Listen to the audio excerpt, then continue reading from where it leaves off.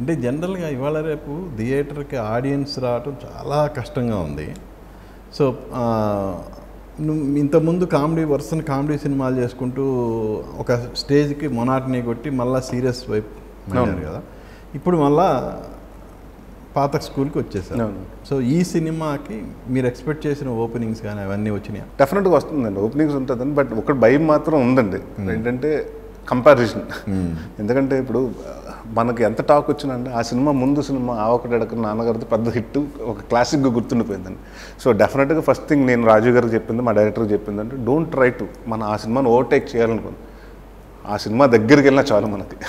So అనుకున్నామండి, ఆ openings వచ్చినాయి అండ్ డెఫినెట్గా అండ్ పాజిటివ్గా ఉందండి. సో సమ్మర్, ఇంకోటి ఏంటంటే సమ్మర్ కూడా ఉందండి. చాలామంది అంటే అందరూ ఏమన్నారంటే ఎలక్షన్స్ ఉన్నాయి, ఇది లాంగ్ టైం అన్నారు. కానీ మనకి ఎలక్షన్స్ ఉన్నా కూడానండి ఇప్పుడు ఓటేసి సంఖ్య 18 పైన ఉన్నాను. సో అమ్మమ్మ ఇంటికి వెళ్ళిన వాళ్ళు, తాతయ్య ఇంటికి వెళ్ళిన వాళ్ళు, అదే నాన్నమ్మ ఇంటికి వెళ్ళిన వాళ్ళు, ఆ పిల్లలు పేరెంట్స్ వాళ్ళందరూ హాలిడేస్కి వెళ్ళినప్పుడు సరదాగా ఎంత పాలిటిక్స్ ఉన్నా కూడా అది గంట చూస్తారు. ఐపీఎల్ మ్యాచ్ ఒక గంట 2 గంటలు చూస్తారు, సినిమా కూడా చూస్తారండి. సో ఐ థింక్ మాకు పర్ఫెక్ట్గా 2 వీక్స్ గ్యాప్ వచ్చిందండి. So will have a good run in the theatre.